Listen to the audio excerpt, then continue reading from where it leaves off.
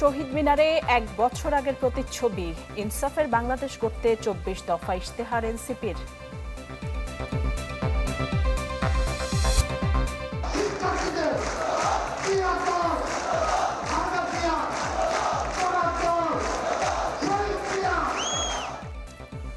শহীদদের স্মরণে ছাত্রদলের কর্মসূচিতে নেতাকর্মীদের ঢল। তারুণ্যের প্রথম ভোট ধানের শীষে চাইলেন তারেক রহমান।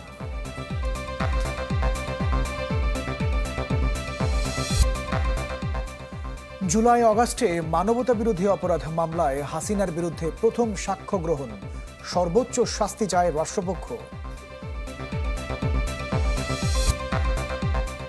একরাশ শূন্যতা নিয়ে খুলল মাইলস্টোন স্কুল। মৃত্যুর সংখ্যা নিয়ে ধোঁয়াশা নেই, দাবি অধ্যক্ষের।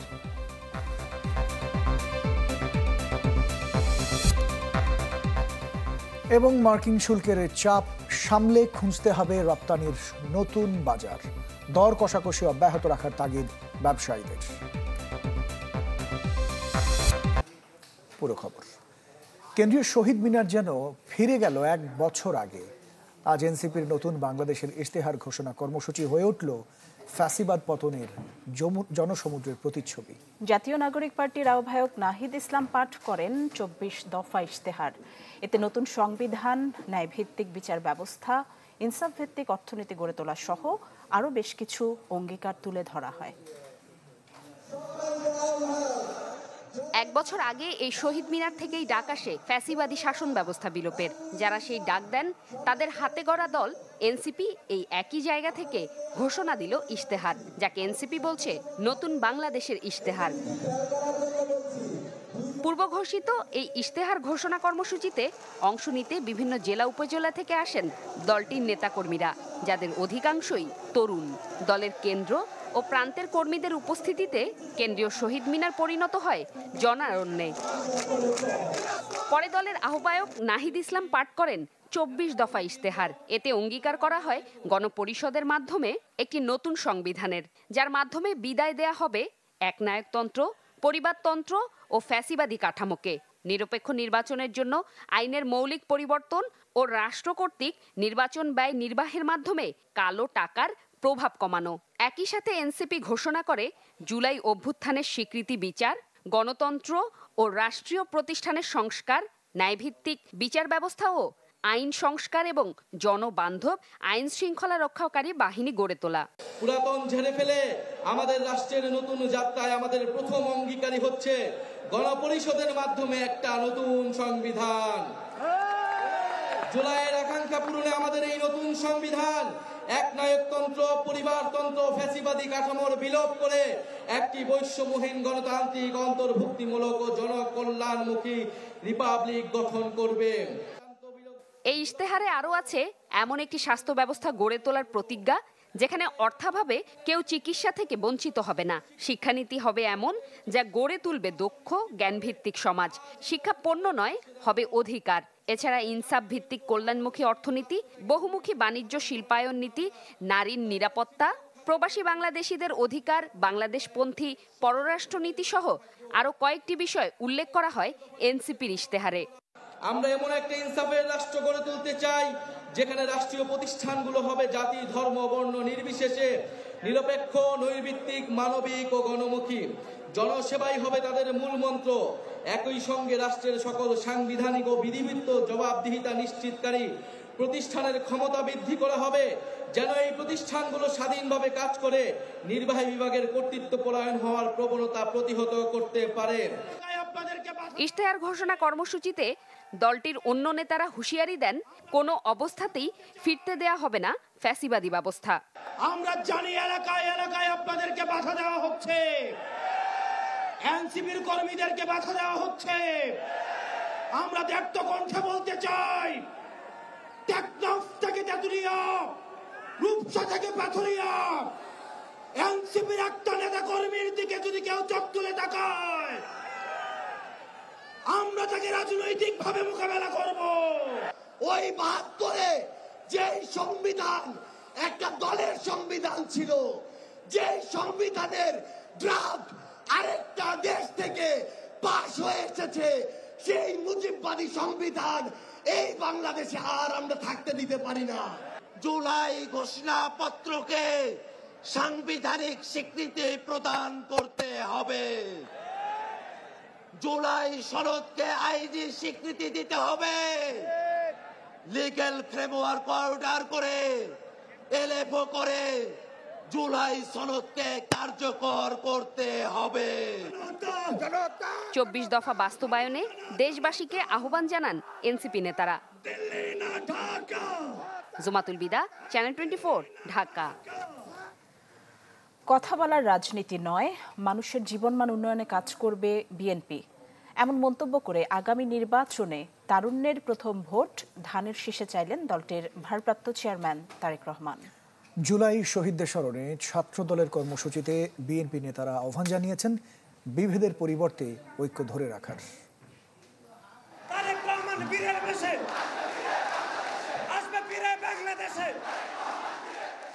জুলাই বিপ্লবের পর রাজধানীতে ছাত্র দলের প্রথম কোনো বড় গণজমায়েত।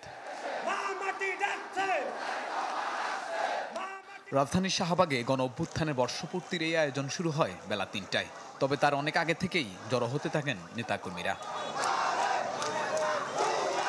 সমাবেশস্থল ছাপিয়ে মৎস্য ভবন, কাটাবন ও ঢাকা বিশ্ববিদ্যালয়ের টিসি এলাকায়ও মুখর হয়ে ওঠে স্লোগানে স্লোগানে। ছাত্রদল কর্মীদের উচ্ছ্বাসে বাধা হয়ে দাঁড়াতে পারেনি মেঘ কিংবা রোদ্দুরও।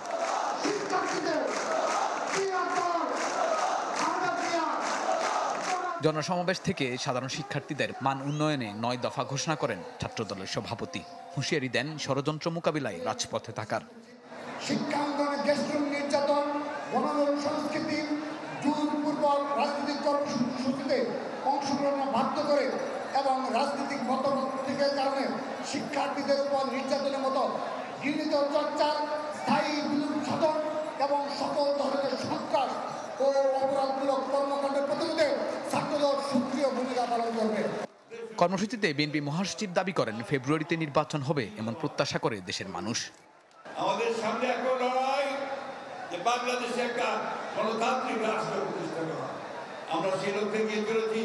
গোটা বাংলাদেশের মানুষ অপেক্ষা করে আছে যে ফেব্রুয়ারি মাসে নির্বাচন হবে। তার আগে গোটা বাংলাদেশের মানুষ অপেক্ষা করে আছে আমাদের নেতা তারেক রহমান সাহেব দেশে ফিরে আসবেন। প্রধান অতিথির বক্তব্যে বিএনপির ভারপ্রাপ্ত চেয়ারম্যান জানান, কথা বলার রাজনীতি নয়, মানুষের জীবন মানের উন্নয়নে রাজনীতি করতে চায় তাদের দল। যদি তোমরা আগামী দিন সাহস এবং সততার সঙ্গে এগিয়ে যাও, তাহলে বাংলাদেশের গণতান্ত্রিক জনগণ তোমাদের সাথে আছে, ইনশাল্লাহ তোমাদের সাথে ভবিষ্যতেও তারা থাকবে। মনে রাখবে সবসময় একটি কথা, এই দেশের জনগণই বিএনপি তথা বাংলাদেশী জাতীয়তাবাদী শক্তির সকল রাজনৈতিক ক্ষমতার উৎস।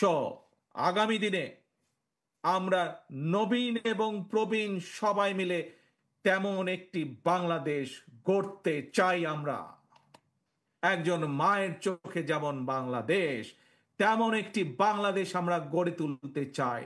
তারেক রহমান বলেন, নবীন প্রবীণের মেলবন্ধনে নতুন বাংলাদেশ গড়তে চায় বিএনপি।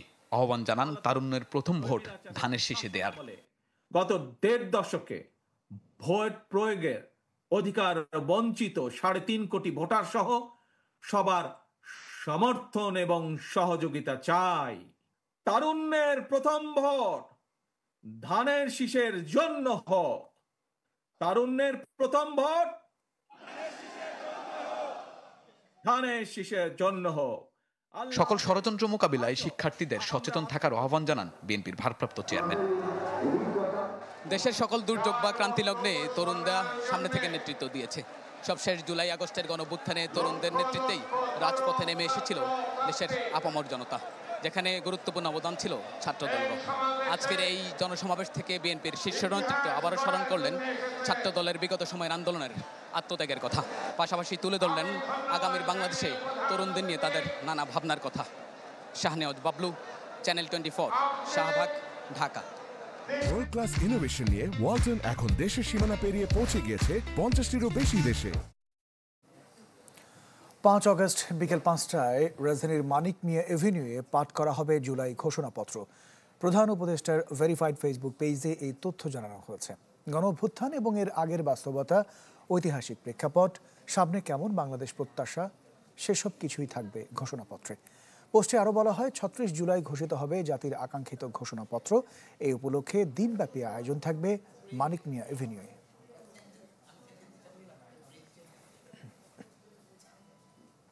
অবশেষে শুরু হলো জুলাই হত্যাযজ্ঞে শেখ হাসিনার বিরুদ্ধে সাক্ষ্য গ্রহণ। এদিন আন্তর্জাতিক অপরাধ ট্রাইব্যুনাল ১-এ শেখ হাসিনা ও আসাদুজ্জামান কামালের বিরুদ্ধে প্রথম সাক্ষ্য দেন যাত্রাবাড়িতে আহত খোকন চন্দ্র বর্মন। সূচনা বক্তব্যে শেখ হাসিনার সর্বোচ্চ সাজা প্রত্যাশা করেন অ্যাটর্নি জেনারেল।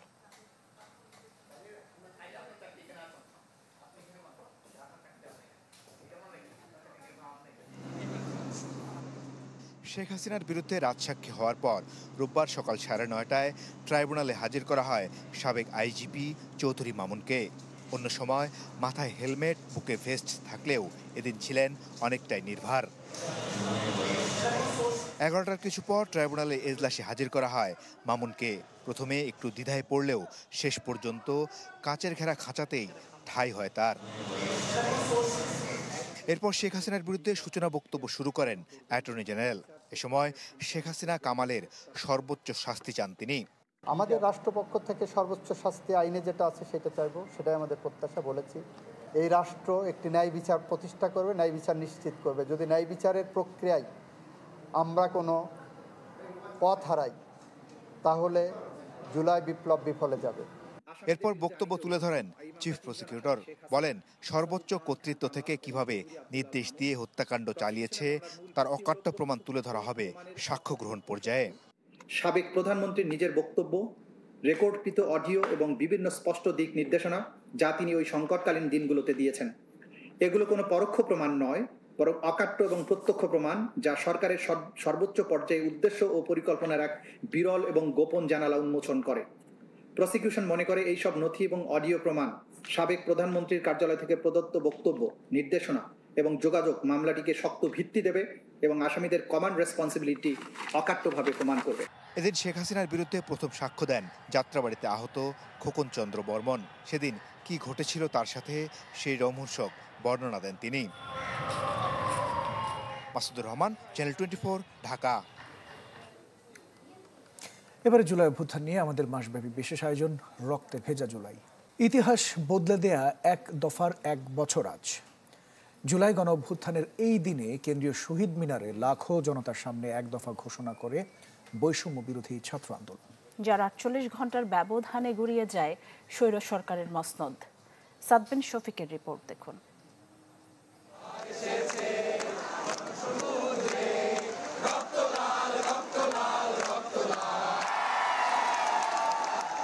স্মৃতির মিনার সেদিন ঝলসে উঠেছিল দ্রোহের আগুনে। মিনার চত্বরের সীমানা ছাড়িয়ে লাখো কণ্ঠে ক্ষুব্ধ উচ্চারণ ছড়িয়ে পড়েছিল দেশের প্রতিটি প্রান্তে। 24-এর কোটা বৈষম্য বিরোধী আন্দোলন দমাতে গিয়ে নির্বিচার হত্যাযজ্ঞের পর ঘটনা পরম্পরা যে সরকার পতনের পথে এগুচ্ছে তা স্পষ্ট হয়ে ওঠে জুলাইয়ের শেষ সপ্তাহে। শিক্ষার্থী থেকে পেশাজীবী, শিল্পী থেকে বুদ্ধিজীবী, সব শ্রেণী পেশার মানুষ বজ্রকণ্ঠে চূড়ান্ত বার্তা দিয়েছিল নরবরে মসনদে থাকা শেখ হাসিনাকে। ছাত্র নেতাদের স্মৃতিতে 3 আগস্টের সেই মুহূর্তগুলো আজও জলজলে। 2রা আগস্ট একটা ভিডিও ভাইরাল হয়েছে, 9-এর মধ্যে যে রক্ত ছিটা পড়ে এক হয়ে যায়।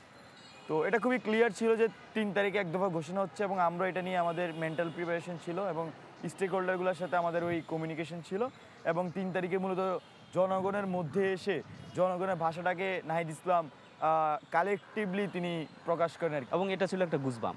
1 দফার ঘোষণাটা দেওয়ার পরে আমরা সবাই মোটামুটি নিশ্চিত হয়ে যাই যে এখান থেকে আর সরার কোনো জায়গা নেই।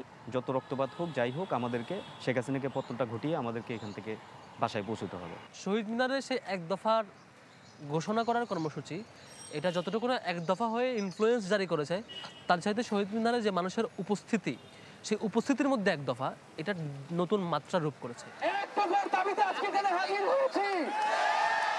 গণহত্যা আর গণগ্রেপ্তারে দমবন্ধ পরিস্থিতিতে সেদিন গোটা বাংলাদেশের চোখ ছিল এই দ্রোহের চত্বরে।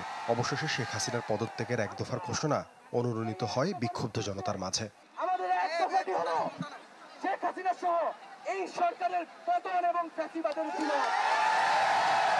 একটা ঐতিহাসিক মুহূর্ত। আন্দোলনের সময় জুড়ে রাষ্ট্রযন্ত্রের হত্যাযজ্ঞের বিরুদ্ধে রাজপথে সরব ছিলেন আইনজীবী মানজুর আল মতিন। বলছিলেন আওয়ামী লীগের ৫ আগস্টের পরিণতির চিত্রনাট্য লেখা হয় শহীদ মিনারের সেদিনের জমায়েতে। আমি প্রথমবার যখন কথা বলছি, পেছন থেকে কেউ না কেউ আমাকে বলছিল যে ভাই বলেন আমরা এখন রওনা দেই গণভবনের দিকে। ফলে 5 তারিখের একটা আবহ কিন্তু 3 তারিখেই তৈরি হয়ে গিয়েছিল এবং সেখানে আসলে যে 9 দফা এগুলো শেখ হাসিনার সরকার বাস্তবায়ন করবে ওই অবস্থাটা আর ছিল না এবং মানুষের মধ্যে ওই উত্তেজনাটা চলে এসেছিল। যে কোনো গণ অভ্যুত্থানের ইতিহাসে তার বিশেষ বিশেষ কিছু মুহূর্ত তৈরি হয়, বিস্ফোরক মুহূর্ত তৈরি হয় এবং ওই বিস্ফোরক মুহূর্তের সমষ্টি ছাড়া আপনার গণ অভ্যুত্থান সফল হয় না। এই যে মুহূর্তের কথা বলছেন ওর সিগনিফিকেন্স তো অবশ্যই আছে। এটা তো আন্দোলনকে ত্বরান্বিত করেছে, শেখ হাসিনাকে শেখ হাসিনা পলায়ন করেছে তার কারণে। এই শিক্ষাবিদ মনে করেন বাংলাদেশের শাসন ক্ষমতায় গেঁড়ে বসা ১.৫ দশকের স্বৈরশাসনকে এক দফার চ্যালেঞ্জ ছুড়ে দেওয়ার যে ইতিহাস রচিত হয়েছিল শহীদ মিনার চত্বরে তা দুয়ার খুলেছে ৫৬,০০০ বর্গমাইলে নতুন কাব্য লেখার। এগুলো তো অন্তর্বর্তীকালীন সরকার নিজেই তোলে না। সাদবিন শফিক, চ্যানেল 24, ঢাকা। বিমান দুর্ঘটনার ১২ দিন পর সীমিত পরিসরে খুলেছে মাইলস্টোন স্কুল, তবে হয়নি ক্লাস পরীক্ষা। বুধবার থেকে পুরো দমে শুরু হতে পারে একাডেমিক কার্যক্রম। শিক্ষার্থীদের ট্রমা কাটাতে কাউন্সেলিং অব্যাহত থাকবে বলে জানিয়েছে কর্তৃপক্ষ। এদিন নিহতদের জন্য হয় দোয়া ও স্মরণ সভা। শোকের ১২তম দিন, স্কুল খুলেছে তবে কাটেনি নিস্তব্ধতা। প্রতিটি মুখে যেন সেঁটে আছে স্কুল নেই আর আগের মতো। এই পথ ধরেই তো হেঁটেছে তারা, বন্ধুত্ব, কত আড্ডা, স্কুল ব্যাগ, টিফিন, ছুটির ঘন্টা, সব স্মৃতি ঘুরে ফিরে সহপাঠীদের কণ্ঠে। চাইলেও ভোলা যায় না দুঃস্বপ্নের সেই দিন। বুঝে গেছেন এই ট্রমা জীবনসঙ্গী হয়ে গেছে তাদের। জীবনে কোনোদিন আশাও করতে পারিনি যে আমাদের ক্যাম্পাসে এরকম একটা দুর্ঘটনা ঘটবে বা কোনো ক্যাম্পাসেই বা ঘটবে। হঠাৎ এখনও মনে পড়ে ওই দিনের পরে যখন বজ্রপাত হচ্ছিল, আমাদের মনে তখনও মনে হচ্ছিল যে এখনই বোধহয় কোথাও কোনো ফাইটার জেট ক্র্যাশ করলো কিনা। স্কুলে আসলো, বাচ্চারা বাবা মার কোলে ফিরলো না, এটা আসলে মেনে নেওয়ার মতো না। দুহাত তুলে সবার অস্ত্র ভেজা প্রার্থনা তাদের জন্য। বুক জুড়ে তখনও আর্তনাদ, হাহাকার, চোখে মুখে স্পষ্ট যন্ত্রণার অনুভূতি। এত জলদি যাবার কথা তো ছিল না। শিক্ষার্থীদের স্বাভাবিক অবস্থায় ফিরিয়ে আনতে কাজ করছে মাইলস্টোন স্কুল অ্যান্ড কলেজ। তবে খানিক পর পর ক্লাসরুমের উপর দিয়ে উড়ে যাওয়া বিমানের শব্দ কতখানি পারবে এর ট্রমা কাটাতে। স্কুলে আসতে চাচ্ছে না, বলতেছে আম্মু এখনো কি ওইখান দিয়ে প্লেন চলে। ভয় তো লাগে, আনসেফ লাগে, মনে হয় যে আমরা সেফ নাই এখানে। সব গার্ডিয়ানদের সাথে আমরা কমিউনিকেট করছি। আমার ফর্ম টিচার যারা ছিলেন প্রত্যেক স্টুডেন্টদের সাথে কথা বলেছে এবং যারা বাসায় একটু ট্রমাটাইজ ছিল তাদেরকে আমরা কলেজে আনার জন্য উৎসাহিত করেছি এবং তারা কাউন্সেলিংয়ের মধ্য দিয়ে গেছে। স্বাভাবিক কার্যক্রম চলছে কলেজ শাখায়। কথা আছে বুধবার পুরোদমে পাঠদান শুরু হবে মাইলস্টোন স্কুল শাখাতেও। মাইলস্টোন স্কুল অ্যান্ড কলেজে বিমান বিধ্বস্তের পর ধীরে ধীরে স্বাভাবিক হতে শুরু করেছে এখানকার পরিবেশ।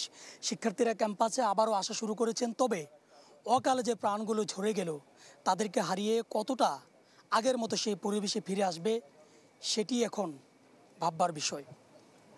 সুলতান মাহমুদ আরিফ, চ্যানেল 24, ঢাকা।